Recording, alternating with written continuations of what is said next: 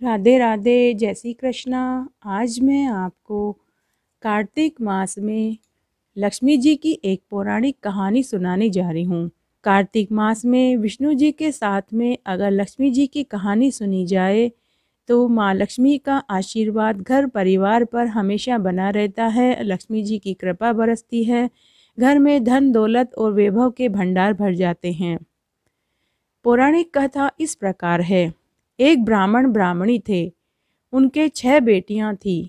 ब्राह्मण रोज अपने यजमानों के यहाँ से सीधा लाता था, जिसमें आटा, तेल, घी, नमक इत्यादि सामान होता था। उसी से उसका घर चलता था। ब्राह्मण को और कोई काम नहीं आता था। ब्राह्मण धार्मिक प्रवृत्ति का था। वह सभी व्रत उपवास भी किया करता था। ब्राह्मण हर साल कार्तिक स्नान और व्रत भी करता था। जब कार्तिक का महीना आया तो ब्राह्मण रोज सवेरे ब्रह्म मुहूर्त में उठता, स्नान आदि करके रोज पीपल पतवारी सींचने जाया करता था और वहीं बहुत देर तक बैठा रहता था और वहीं ओम नमो भगवते वासुदेवाय मंत्र का जाप करता रहता था। इस तरह कई बरस बीत गए। यजमानों से मांगकर लाया गया आटा और तेल, घी अब उनके परिवार के लिए कम पड़ने लगा। बेटियां बड़ी हो रही थी। तब एक दिन ब्राह्मणी ने ब्राह्मण से कहा, सुनो जी, आप कोई और काम क्यों नहीं ढूंढते हैं? इस तरह हमारा कैसे गुजर बसर चलेगा? हमारे 2 समय का खाने का भी जुगाड़ नहीं हो पा रहा है। हमें हमारी बेटियों की भी सगाई ब्याह करने हैं। अब आप कोई और दूसरा काम ढूंढो। कार्तिक का महीना था।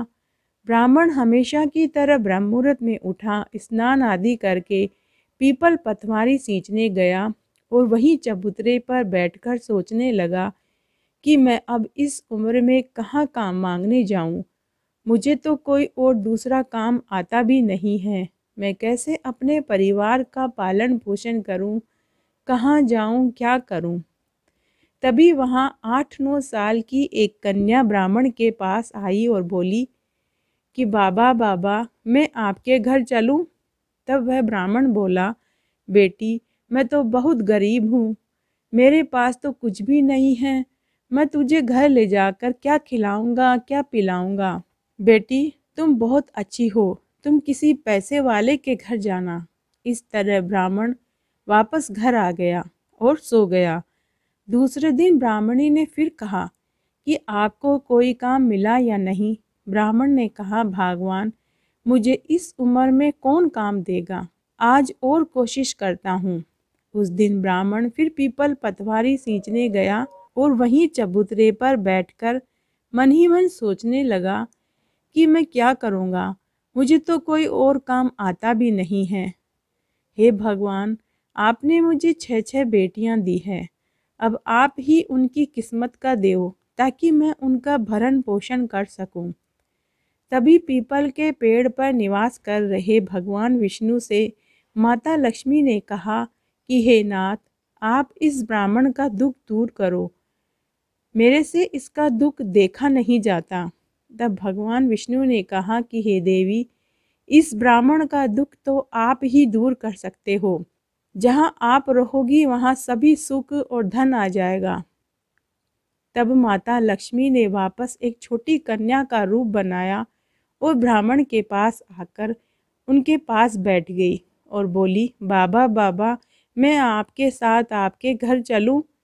लेकिन ब्राह्मण बोला, बेटी, मैं तुम्हें घर ले जाकर क्या खिलाऊंगा, क्या पिलाऊंगा? बेटी, तुम तो किसी अमीर सेठ के घर जाना। और वह ब्राह्मण वापस घर आ गया। जब ब्राह्मण घर आया तो ब्राह्मणी ने फिर पूछा कि आज आपको कोई काम मिला? तब ब्राह्मण ने कहा, भगवान, काम तो नहीं मिला, लेकिन रोज 2-3 दिन से जहाँ मैं पीपल पतवारी की पूजा करता हूँ, वहाँ एक 8-9 साल की कन्या आती है और बोलती है कि बाबा, मैं आपके साथ आपके घर चलूँ? मैं रोज़ उसे मना कर देता हूँ कि बेटी, तुम किसी पैसे वाले सेठ के घर जाना। मैं तुझे ले जाकर क्या खिलाऊंगा? ब्राह्मणी बड़ी ही चतुर थी। वो समझ गई कि वो तो माता लक्ष्मी जी हैं। ब्राह्मणी ने कहा कि कल जब वो आपको मिले तो उसे घर ले आना। जहाँ हमारे 6 बेटियां हैं तो एक और सही, मैं उसे अपने हिस्से की रोटी खिला दूंगी। दूसरे दिन ब्राह्मण जब वापस पीपल पतवारी सींच कर चबूतरे पर बैठा तो वापस वही कन्या आई और बोली, बाबा बाबा, मैं आपके साथ घर चलूं? तब ब्राह्मण उस कन्या को अपने कंधे पर बैठाकर घर ले आया। उस कन्या के घर आते ही ब्राह्मण का घर अन्न धन के भंडार से भर गया। अब तो ब्राह्मण के घर यजमानों के घर से खूब सारा सामान भी अपने आप ही आने लगा। कोई गेहूं की बोरी रखने आता, कोई तेल और घी का पीपा रख जाता, कोई गुड़ रख जाता। देखते देखते घर में खूब धन दौलत हो गया।